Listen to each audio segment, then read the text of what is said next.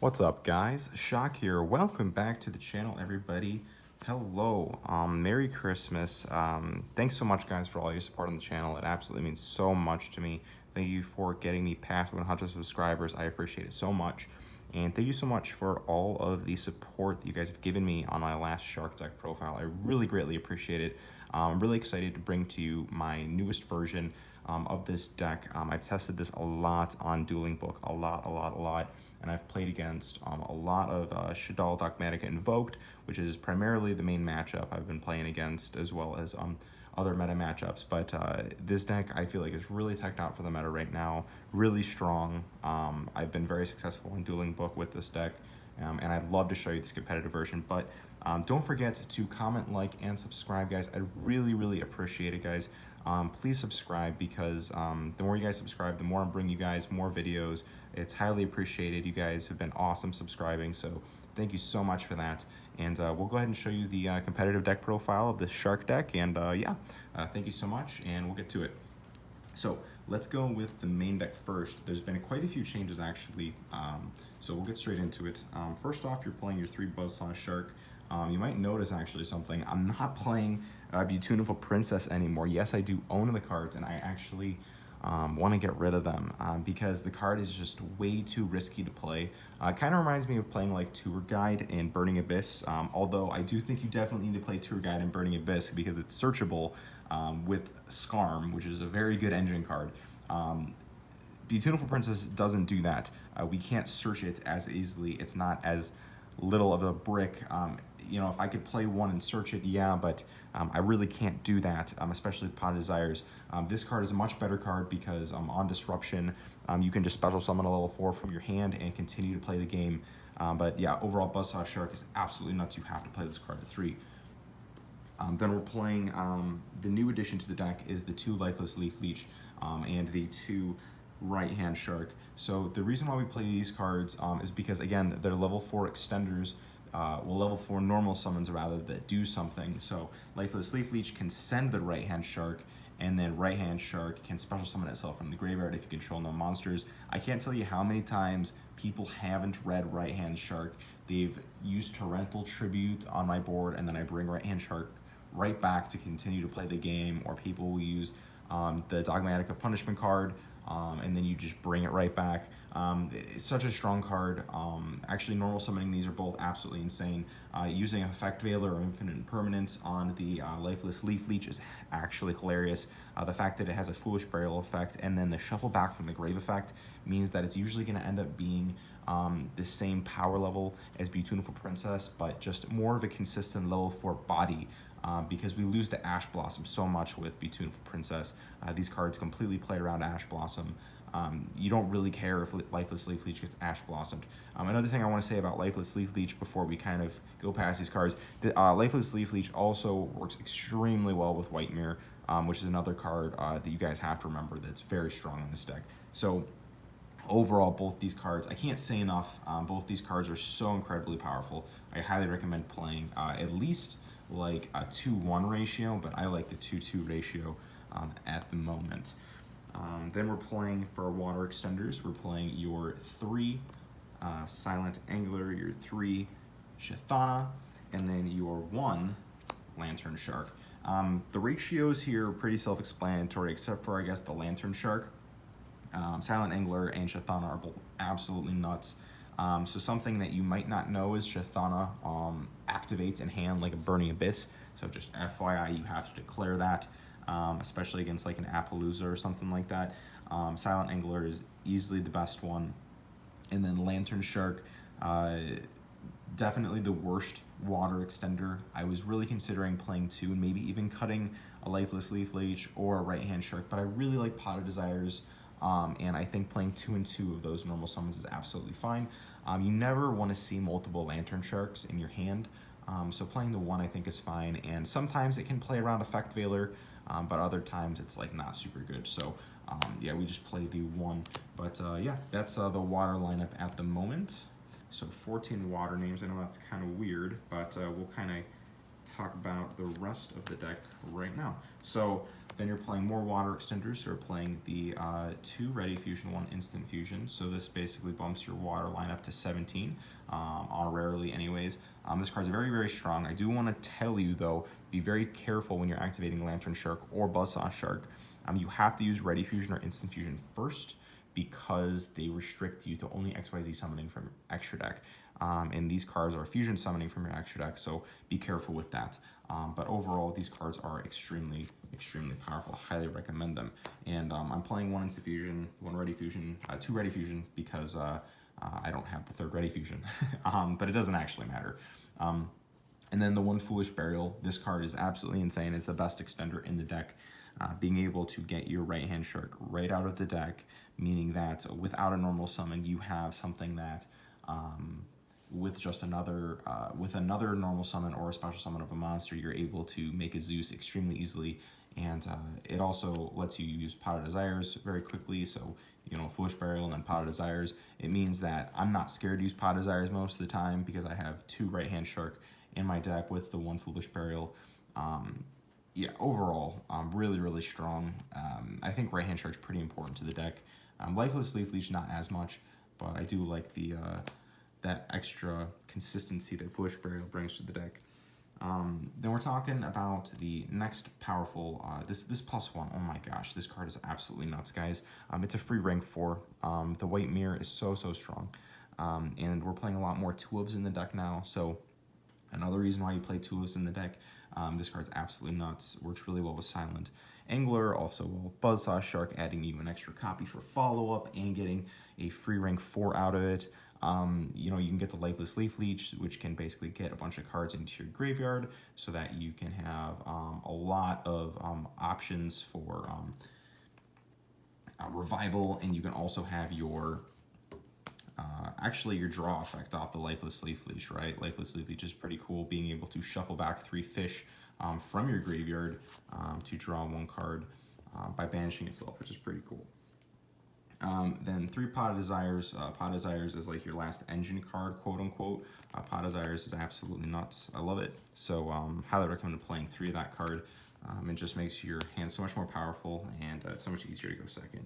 So now this is like where I think the deck kind of deviates from every other Shark deck. So let's take a look at my attacks. So right now we're playing 3 Book of Moon, 3 Forbidden Chalice, and 1 Called by the Grave for your quick play spell cards. So Book of Moon, why are you seeing Book of Moon in this profile? Well, people that are actually good at playing against this deck will hold their Effect Failure or their Infinite Impermanence for when you summon out your Bahamut Shark. And then when they use Effect Failure or Infinite Impermanence, a lot of times you'll have a right-hand shark underneath your Bahamut Shark, which means that your Bahamut Shark won't be able to be destroyed by battle.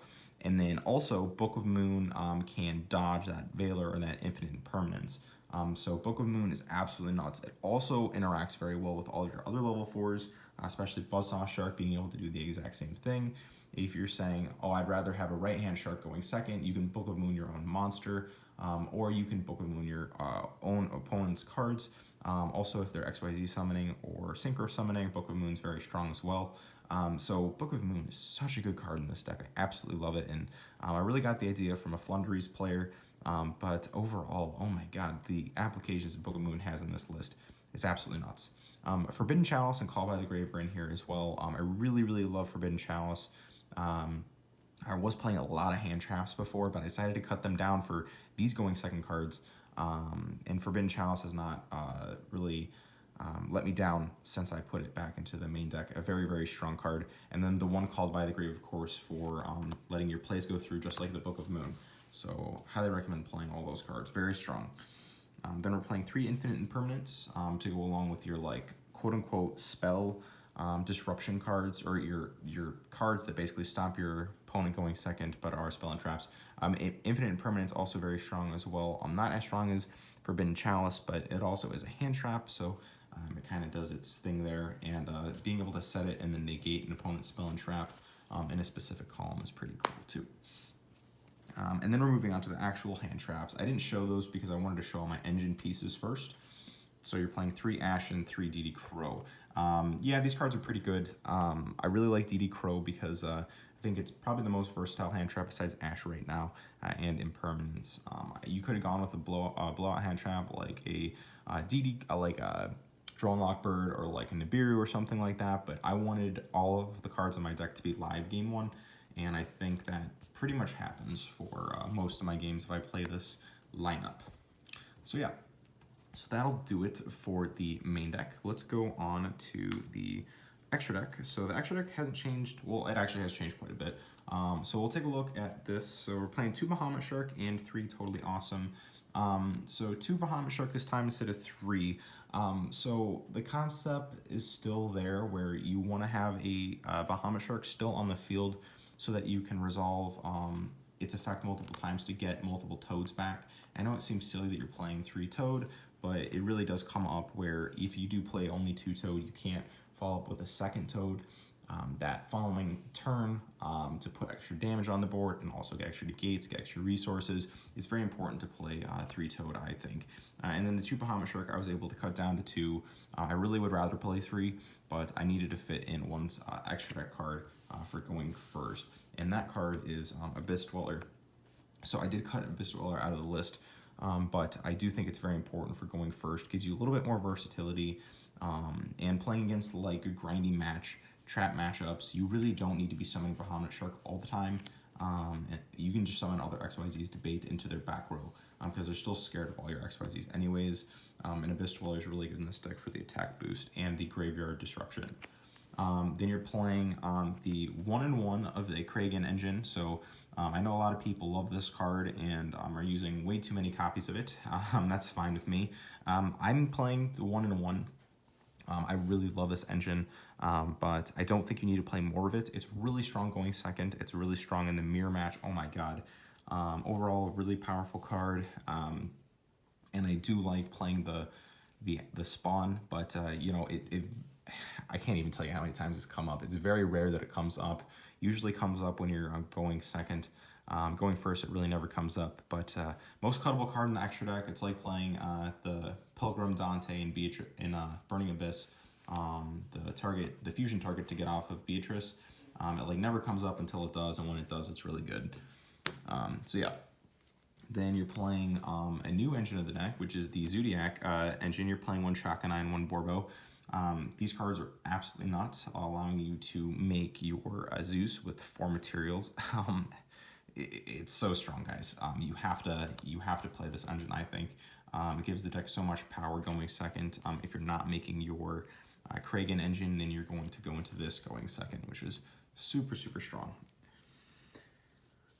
Something we're not playing, we're playing this instead of something we're not playing, which is the Utopic engine. We're playing the 2 Drill Driver of Espinato, and this card, oh my god, guys, so powerful. Just remember that you can't overlay this and then Zeus the same turn on top of this card. Just remember that, but overall, super powerful engine, absolutely love it, highly recommend it, very, very strong. Being able to let your monsters float, you can use this card to crash into your opponent's own monsters, revive your cards back, like your Buzzsaw Sharks, and then make a rank 4 after you overlay with like a dead XYZ with this card. So very, very strong recovery. The piercing damage is really nice too.